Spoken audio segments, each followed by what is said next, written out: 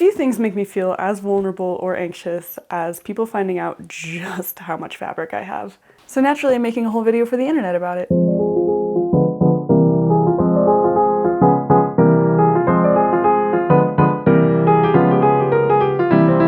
Hi there, and welcome to Paige on Purpose. I'm Paige, and I'm starting a YouTube channel to document my love of all things sewing. On this channel, I hope to share projects like upcycling household materials, restoring old sewing machines, sewing with vintage patterns, and a variety of other colorful and considered adventures. Before I do any of that though, I need to get a handle on the immense beast that is my fabric stash. And that is why we are gathered here today. So what's the plan? First, I'm going to transfer my fabric from the 8 giant tote bins it currently lives in to this empty cube shelving. As I do this, I will show you my preferred method for folding fabric, as well as cut a sample swatch from each fabric. Then I'm going to assemble a swatch book so that I can keep track of what fabric I have and hopefully avoid accumulating more. Then we will end the video with a little chat about how I got so much fabric and the many, many feelings I have about it. So, are you ready? Let's release the Kraken.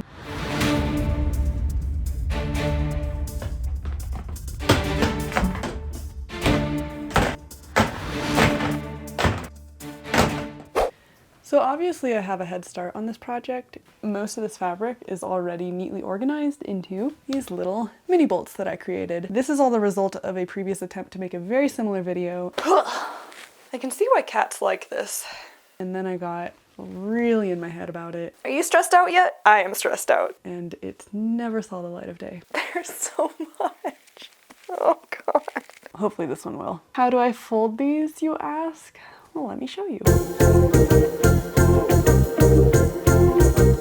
First, I take my length of fabric and fold it in half lengthwise, selvage to selvage. I spread the fabric across a long work surface. This could be a desk, a dining room table, the floor even. Then I take 2 sheets of 8.5 by 11 inch acid-free magazine board that I have taped together and center this at one end of the fabric. I fold both the folded edge and the selvage edges toward the middle. Then I fold the fabric end over end until all the fabric is wrapped around the magazine board. Here I'm using plastic alligator clips to secure the free end to the rest of the fabric. One note about these, I don't recommend using them if you're folding something with a nap, like corduroy or velvet, as I've noticed that they can leave indents in them. For things like sturdy cotton, they work great. I should also note that I sew primarily with woven fabrics, which play really nicely with this folding system. I do use it for the few knits I have, but I find it a bit more fiddly, less satisfying, harder to keep neat, but this totally works for now. All right. Let's shelve these puppies. So if I was being truly organized and looking out for future Paige, I would measure the length and width of each fabric to note in my swatch book. That sounds so boring. When it comes time to sew and I need to know how much yardage I have of each, it's just gonna be the Wild West out here. I will still cut swatches though. Let's get snipping and storing.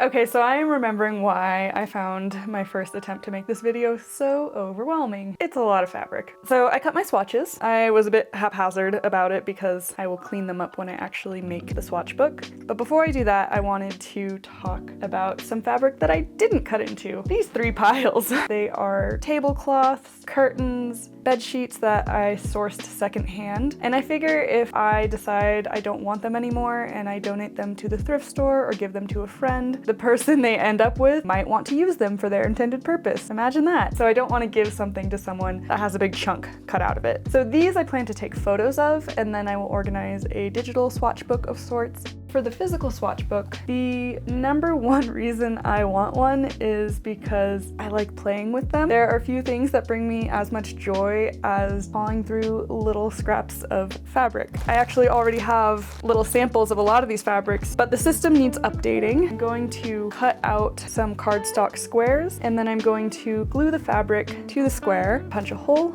in the corner, cut it down to a 2 by 2 inch size, and then organize them onto these different rings. These are also really useful for if you need to color match some thread when you're in a fabric store, but mostly I just want toys. I'm just making myself some adult toys. I immediately regret saying that. And with that, let's call it a day. Welcome to day 2. I wanted to keep filming yesterday, but it is winter and the days are short. As much as I would like to rage against the dying of the light, I'm not Dylan Thomas. You're not Patti Smith. This ain't the Chelsea Hotel. We're modern idiots. Actually, I'm the idiot. It's just me and Taylor.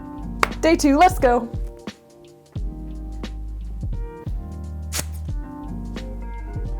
So I have my supplies, cardstock, ruler, pencil, pinking shears, fabric shears, shears for paper. I probably should not be holding them by their blades. A hole punch in all, if that doesn't work. The rings that they will go on.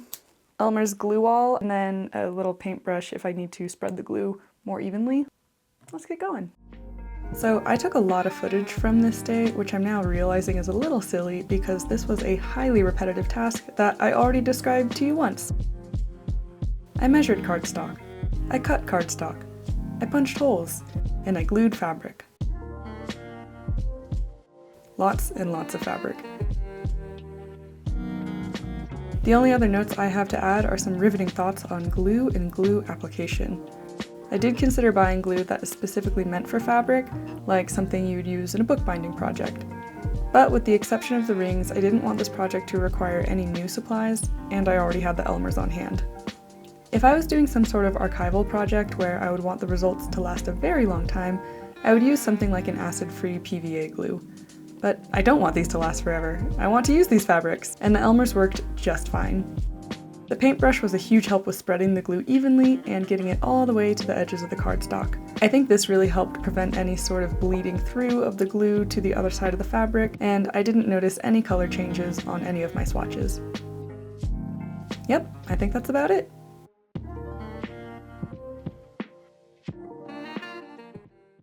It is day 3. I am very tired today because I got up quite literally in the middle of the night to drive into the mountains and watch the quadranted meteor shower. It was probably the most worthwhile way I could have spent the morning. I saw so many meteors. I am so happy. I'm so happy. Fortunately, I don't think that there is too much more to do on this project. Today I plan to trim up the swatches and get them on their rings, and then we will have that little chat. Let's go.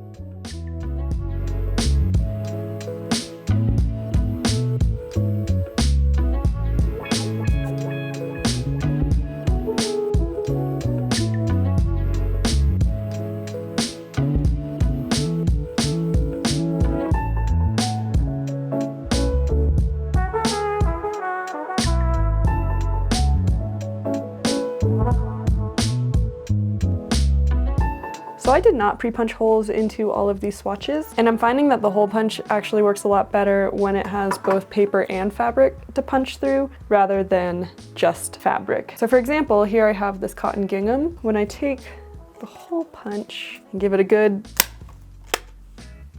it works quite nicely, whereas when I only have fabric to punch through, let me find one, another gingham, it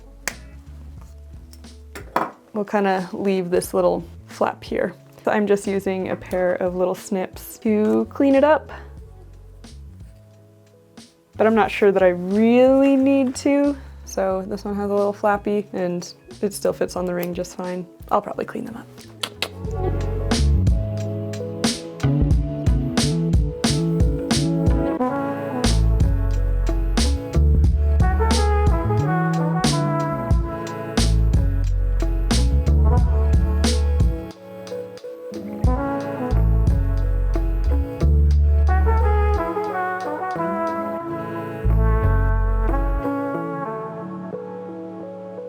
Okay, it is time to organize these. I have so many different options for how to go about this. I could sort these swatches by pattern, fiber content, weight, type of garment I intend to make with it.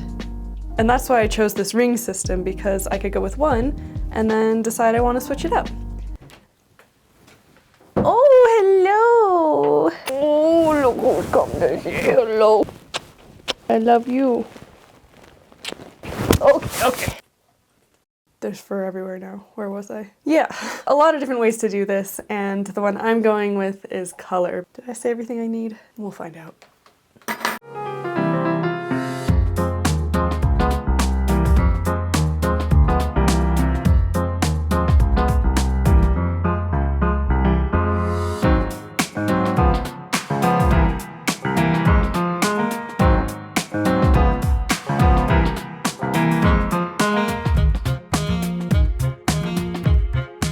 Well, that was incredibly satisfying. I love these.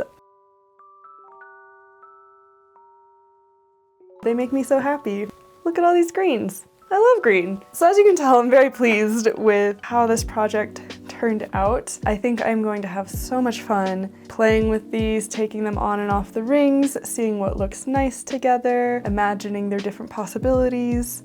But speaking of imagining, when I look at all these different swatches and I imagine each individual one being a garment in my closet, that's a very overwhelming prospect. And I don't actually want that many clothes. I just don't think it would be that fun or fulfilling to have that many. Maybe it's enough to just have the swatches. Maybe these will bring me so much joy that I don't actually need the bolts and bolts and bolts of fabric. I'm not sure. I do want to make some things. I just don't think I want to make all the things. So maybe in a later video I might do some sort of de-stash and go through these and be really real with myself about what actually brings me joy, what actually fits my lifestyle, and thoughtfully part with what doesn't. And that feels like a good segue into the final installment of this video, which is the heart to heart.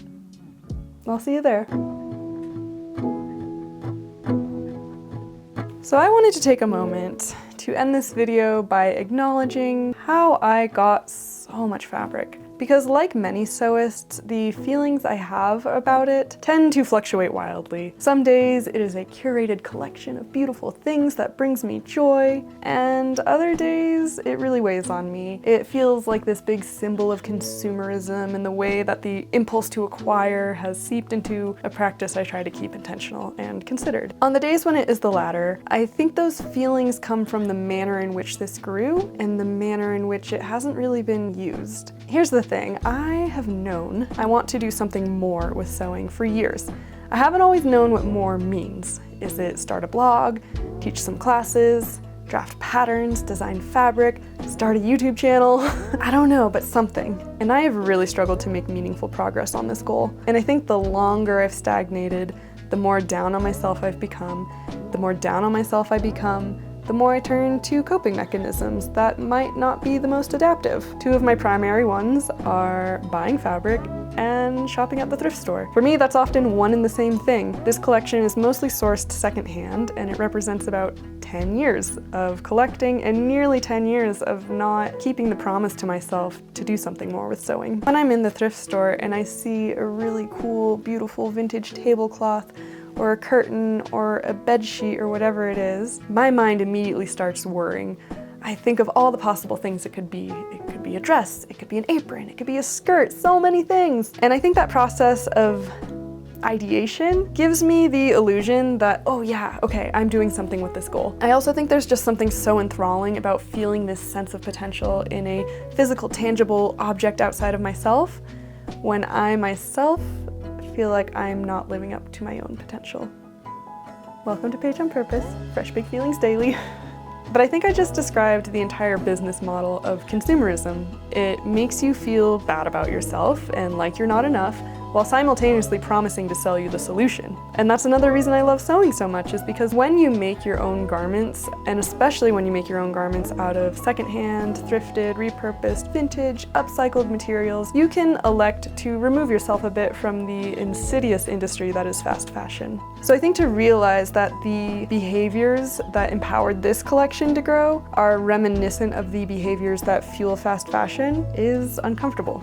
But that is part of the reason I am sitting in front of this camera making these videos, because I not only want to make and share colorful creations, I also want to consider their implications. What impact does my sewing have on the planet? What impact does it have on people? What impact does it have on my own mental health? And if you've made it this far in the video, what impact might it have on you? So if that sounds interesting to you, or maybe you find yourself on a similar journey, I hope you consider subscribing. Thank you for watching. Thank you for witnessing my dragon hoard. In the next video, let's make something with it. I'll see you then.